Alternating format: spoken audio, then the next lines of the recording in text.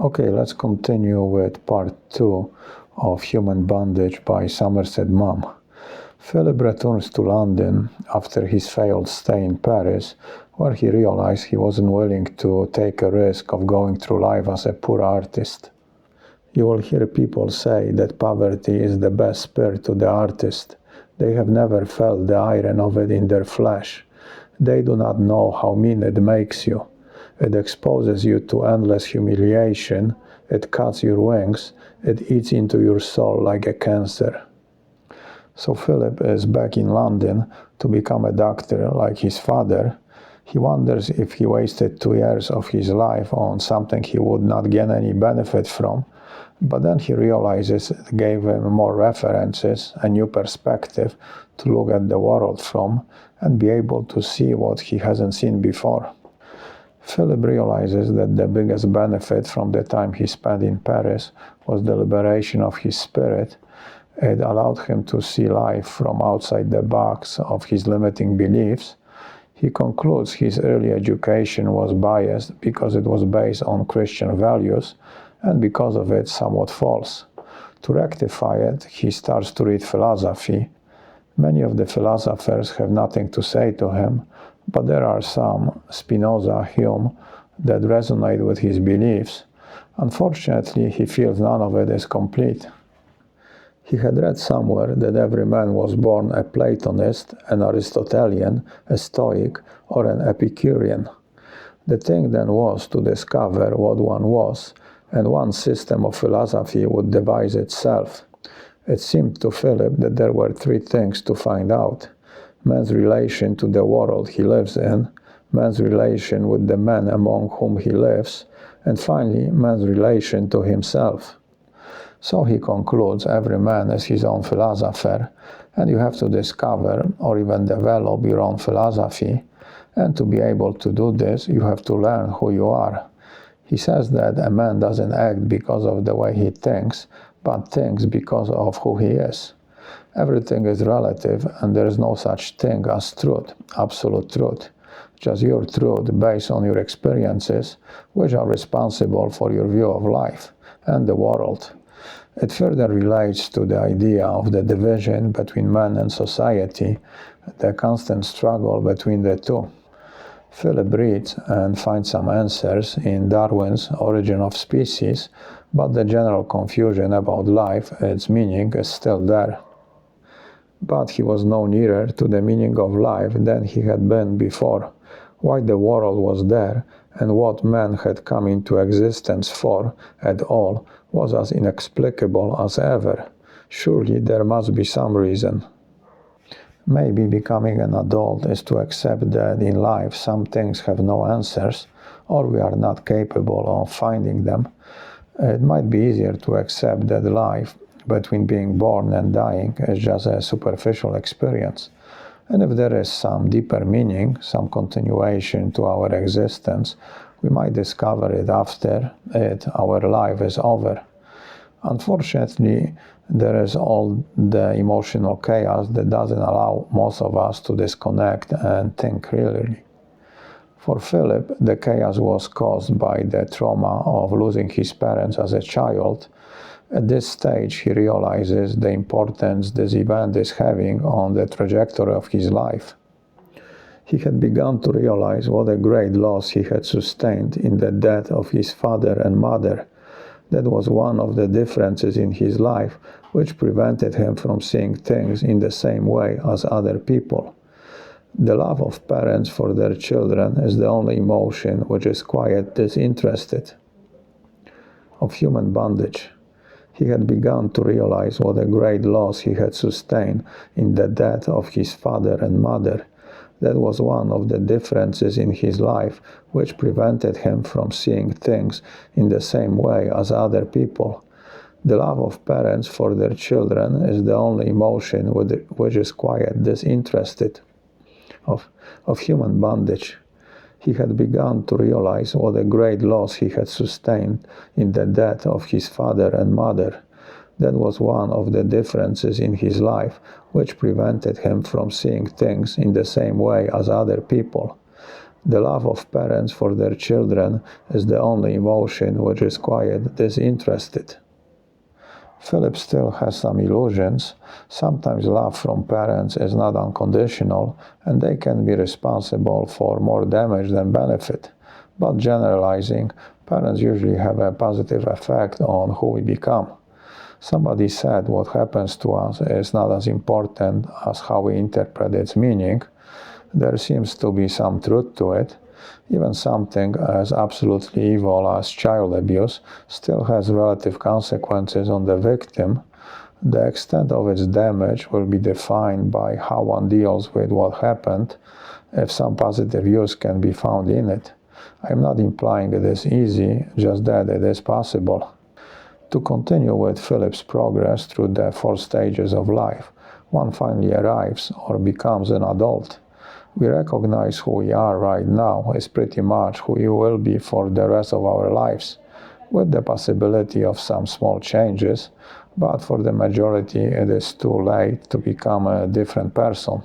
Well, there is brain transplant and religious conversion, but one is still impossible and the other carries a lot of secondary baggage that might be not worth it.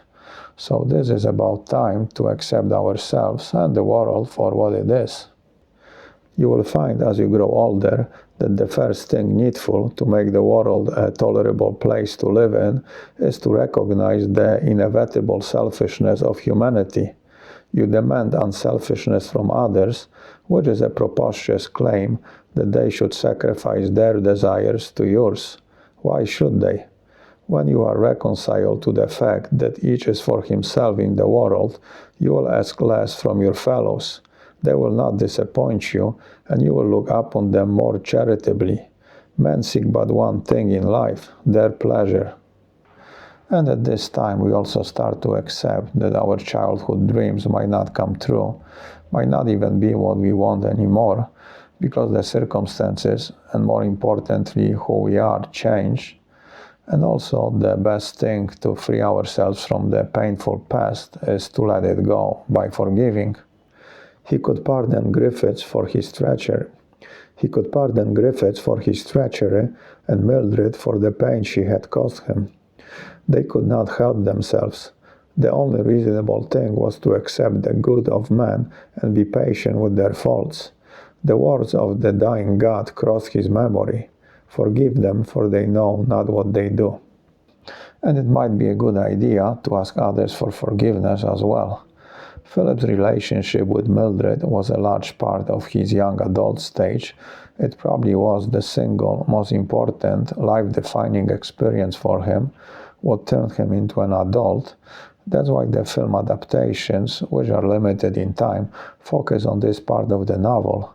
His first impression of her is not very flattering, but because of his handicap, his self-esteem is low, and it makes him very sensitive to rejection. And she has a good female instinct and uses it on Philip by being indifferent to him. Actually, she also seems not able to deal with rejection. Well, she deals with it differently from Philip, and their insecurities feed off each other, creating a long cycle of suffering and destruction. Philip's insecurity falsely builds up Mildred's confidence and leads her into making some self-destructive decisions. She doesn't care for Philip, so the question is, why does she play with him? It seems a boost to her confidence, and she wants to see what she can get out of him. And over time, he becomes her safety net, a backup plan if everything fails. I think the whole interaction between them is an example of love and hate relationship, and it reflects each one's personality. Maybe it is to show that we usually want more than what our psychology has determined we deserve. Maybe the people we are attracted to are what we would like to be like ourselves, and the people we attract are the reflection of how we really feel about ourselves. Thus, the psychological conflict within ourselves, emotion versus logic. That's why Philip, when analyzing it, doesn't understand his feelings about Mildred. She doesn't seem to have anything to offer him. She's full of negative qualities, behaves badly, uses low-class vocabulary, and is not pretty. but she reflects how Philip feels about himself. He did not care if she was heartless, vicious and vulgar, stupid and grasping. He loved her. He would rather have misery with one than happiness with the other.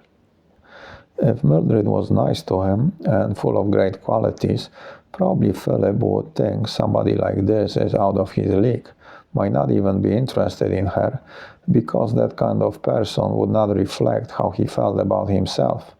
This is shown in his relationship with another woman who has all the great qualities, but he rejects her.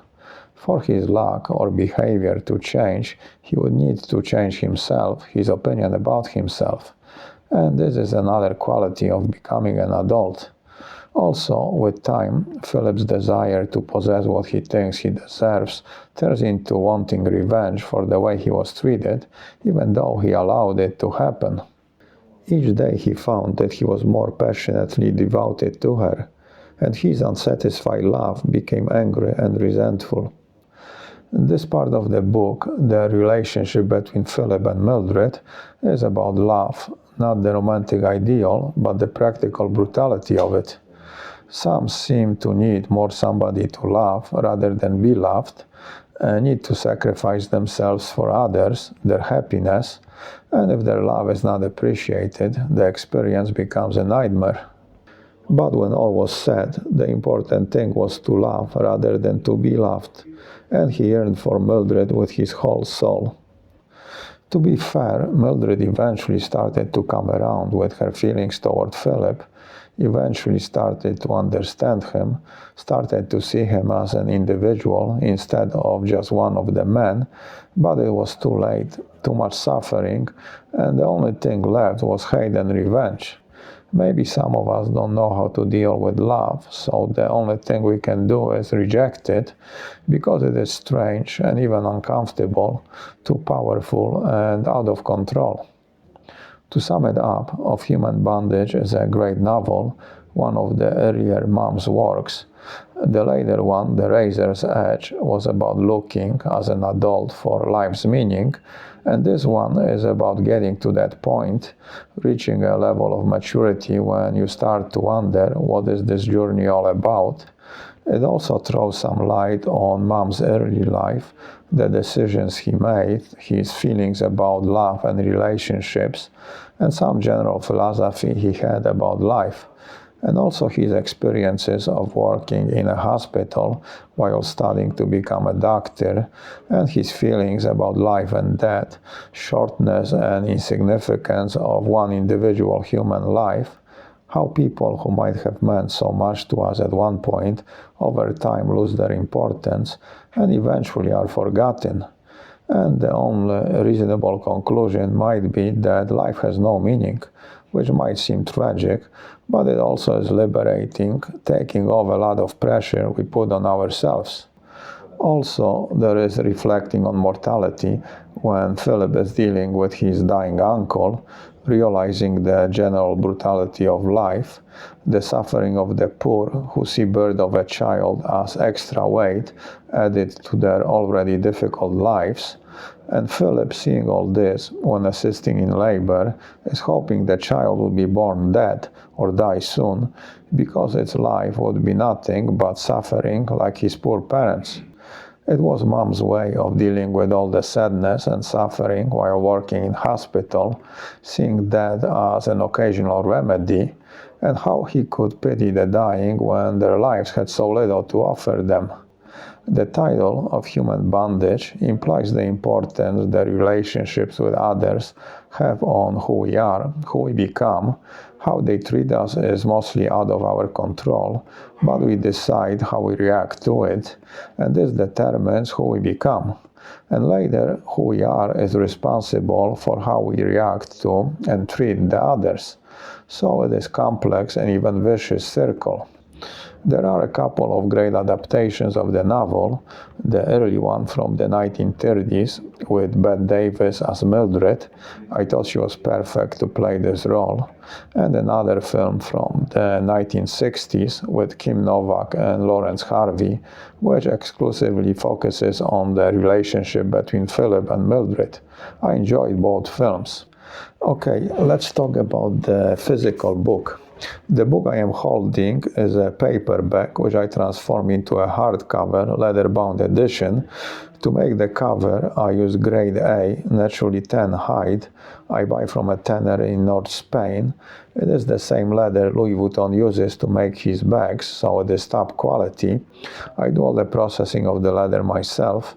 First, I design the cover, and for this I used a 19th century painting of a couple walking together in the rain. It might be seen as a metaphor for human need to bond together, even if it is difficult or destructive. This is the bag with the blurb, and inside front cover I printed the quote from the book. If you want to see a more detailed video where I explain how I transform paperback into leather-bound hardcover, click on the link in the description. I will make a maximum of 100 editions of each title. Each one will be numbered and initialed, and the numbers will go in chronological order from 2 up, since number 1 stays with me. The price will be around $100, so if you would like me to make one for you, you can click below on my email and send me a message. I do not guarantee I will do it, since it will depend on the time I have available, access to leather, and if I can get my hands on the copy of the book. Now, if you're not willing to spend the $100, but you still want the book, what you can do is click below on the PayPal link and donate $3 or more to my channel. And for every 100 donations, I will make a lottery and draw one name, and the winner will receive the book.